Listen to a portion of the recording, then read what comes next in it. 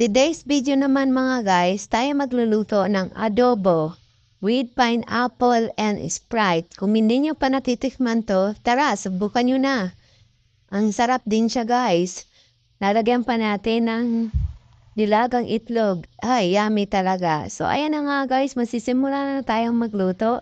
Yung ating chicken ay binabad natin yan sa ating asin at paminta. At ayan na nga ang ating mga ingredients. So, may bawang tayo, suka at toyo.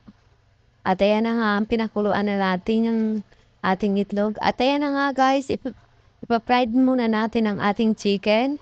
Yan. Tapos babalik ta rin. Bali 2 beses akong nagluto dyan guys. Kasi hindi kasya sa aking pan. Maliit lang ang aking pan. Kaya 2 beses ko siyang in-fried. And hintayin lang nating maluto ang ating chicken. At tapos babalik